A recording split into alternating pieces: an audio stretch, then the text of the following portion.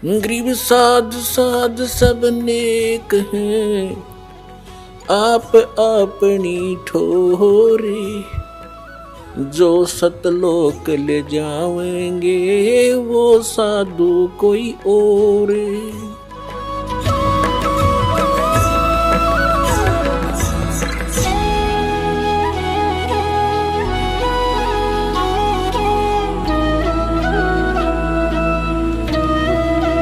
तो परमात्मा याद दिलाते हैं कि अकल अलूने दिखते, ये भक्त दुनिया नहीं से दिखे बॉलीवुड से पागल से।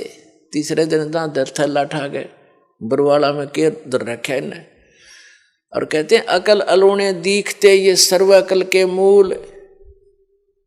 ये तो सब ज्ञानों की जड़ है, सब बुद्धिमानों के बुद्धिमान है, इनके जड़ है इनके पास बुद्धिमता की। और सदा रटे हरि नाम नहीं ये झूले अनंत झूल।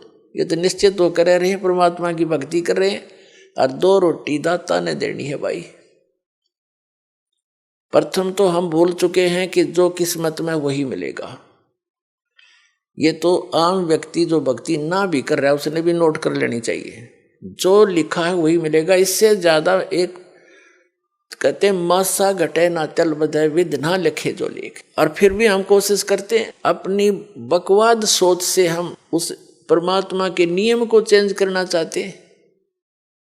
परमात्मा ही कर सकता है फिर उस नियम को चेंज। आप इस कबीर परमात्मा की शरण में आने के बाद पूर्ण संत के माध्यम से फिर आपकी वो आपके भाग्य में ना होगा कोई वस्तु आपको हो सकता है तो भी देगा वो मालिक। मासा घटे ना चल बधे विद ना लिखे जो लेख, और सच्चा सतगुरु मेट कर ऊपर मार दे मेघ। फॉरएवर खत्म कर दे जो आपके जीवन में दुख आना हो। पूरा संत पूरा सतगुरु कबीर परमात्मा का बच्चा उसका पुजारी वो कर सकता है काम। कहते हैं मासा घटे ना चल बधे विद ना लिखे जो लेख, और सच्चा सतगुरु मेट के ऊपर मार दे मेघ। अपने आत्मा तो ये सब ने अपने पर नोट कर लेना चाहिए। जो भक्ति नहीं कर रहे उन्हें भी इस बात का ध्यान करना चाहिए कि जो किस्मत में वही मिलेगा।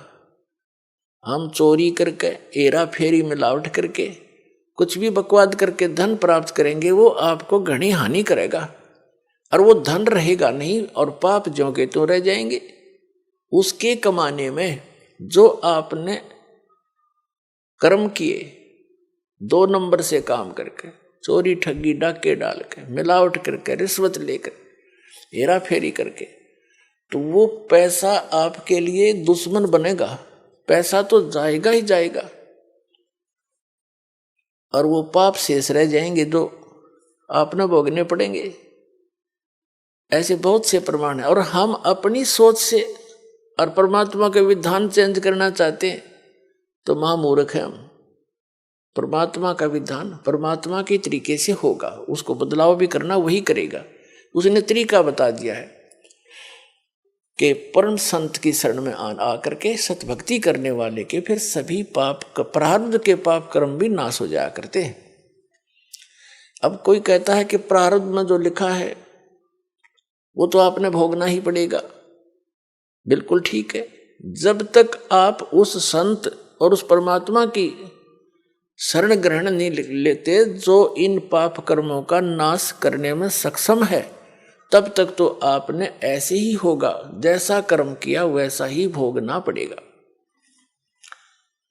अब जैसे हम भक्ति किस लिए करते हैं, आपत्ति आई उसके निवारण के लिए चलते हैं कि निवारण हो इसका, और किसके पास जाते हैं, साधु संतों के पास जाते हैं, तो वो फिर तरीके भी बताते हैं, ऐसे होने से ऐसे हो जाएगा। जब नहीं होता है तो कह देते हैं कि तेरे भाग्य में है भाई, ये तो भोगना ही पड़ेगा। पुण्यात्माओं, जो भाग में दुख होना है और वो भोगना ही पड़ेगा, फिर भक्ति की क्या आवश्यकता रहेगी, तो नास्तिक हो जाएंगे कुछ दिनों में।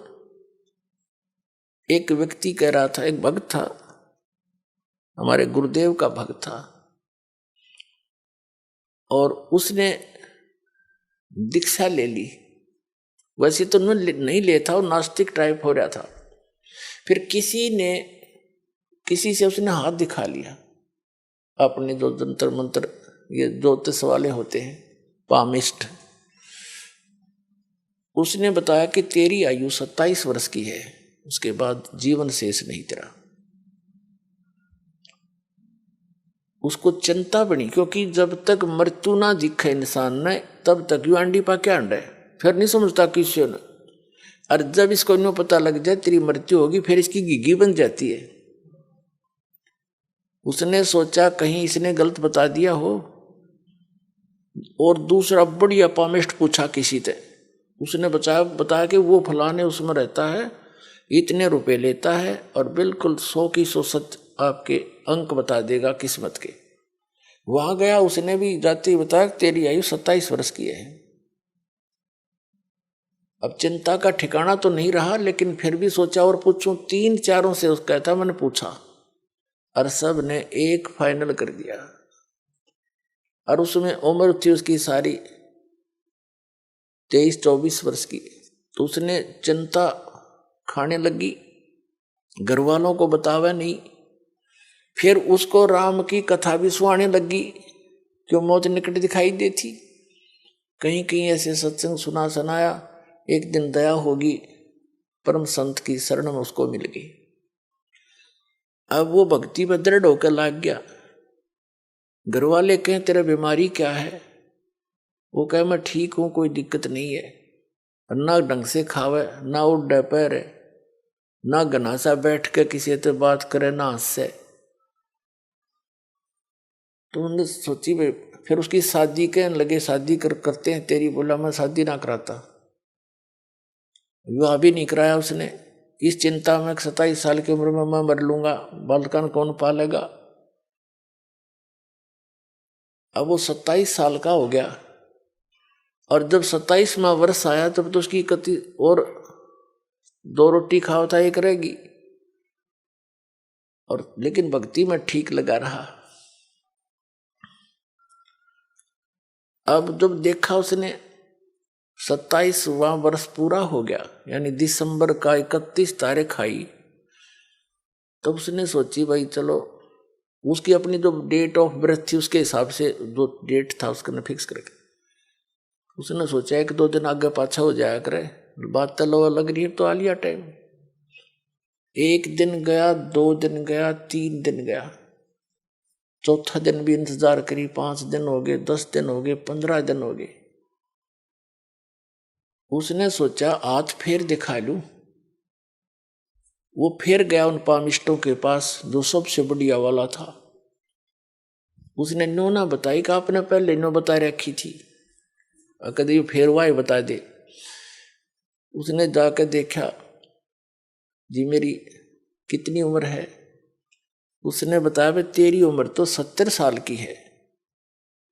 मेरी उम्र 70 साल की। उसके बाद जच्ची ना कहते इसने तो का मार दिया, इसने पता तो है कि तो मरण हो रहा है। उसने फिर दूसरे को दिखाई, उसको दिखाई, उसने भी बताया कि भाई 70 वर्ष जीवेगा तू बच्चा, तेरी उम्र 70 वर्ष की है। वापस आया, गुरुजी के चरणों में पड़कर बुरी तरह रोए नो कहे भगवान जिसे सुने थे उसे पाए तुम ता कबीर भगवान, मेरी उम्र 27 वर्ष की थी, खड़ा होकर रो और बतावे। 27 साल के बाद उसने ब्याह करवाया और ईबते जीव है वो। कुछ दिन के बाद नाम छोड़ गया कि होगी 70 साल की, क्या जरूरत से भगवान की, फुट्टे बाग हमारे। तो पुण्यात्माओं, परमात्मा कहते हैं दुख में सुमन सब करें, सुख में करे ना कोई, और जय सुख में सुमन करे दुख काहे को होए। अब सुख हो गया तो वो भगवान छोड़ गया। तो ऐसे भी निकम्मे हैं हम इन दुखों के योग्य हैं, लेकिन समर्थ ही होता है। उसने अपनी समर्थता दिखा दी जो वेद बताते हैं।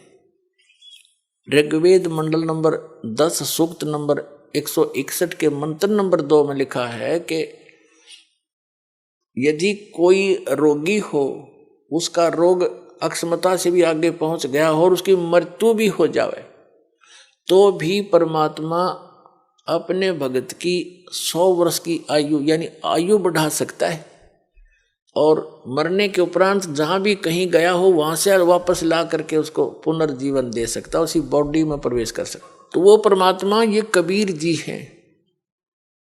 तो कहते मासा घटे न तिल बधे, विद ना लिखे जो लेख, और सच्चा सतगुरु मेट कर ऊपर मारे मेघ। अब मेघ मार दी उसकी, परमात्मा ने बढ़ाकर उसकी खत्म कर दिया कि नहीं मरेगा। और ये है समर्थ की शक्ति। लेकिन हम सत्संग के अभाव से फिर विचलित हो जाते हैं। उसने अपना फिर जीवन नाश कर लिया मूर्ख ने। वो फिर हमारे गांव में ब्याह गया था, 27 साल का हो रहा था, और हमने उसका खूब याद है ये बातें। तो पुण्यात्माओं, आपका सौभाग्य, आपने ये वचन भी सुनने को मिल रहे न। काल तो आपके कान के छींट भी ना लागने देश ज्ञान की।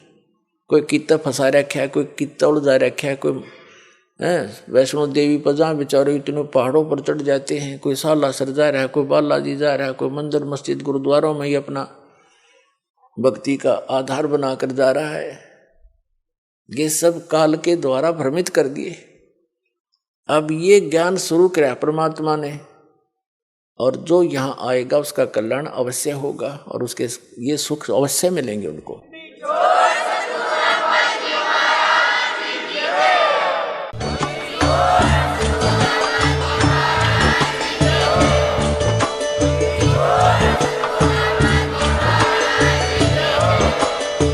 सुन रहे थे जगत गुरु तत्वदर्शी संत रामपाल जी महाराज जी के मंगल प्रवचन। अधिक जानकारी के लिए विजिट कीजिए हमारी वेबसाइट www.jagatgururampalji.org। संत रामपाल जी महाराज जी के शुभ आशीर्वाद से पूरे विश्व भर में 500 से भी ज्यादा नाम दीक्षा केंद्र हैं, जिन पर संत रामपाल जी महाराज जी द्वारा ऑनलाइन निशुल्क नाम दीक्षा दी जा रही है। अपने नजदीकी नाम दीक्षा केंद्र का पता करने के लिए संपर्क करें 8222880541।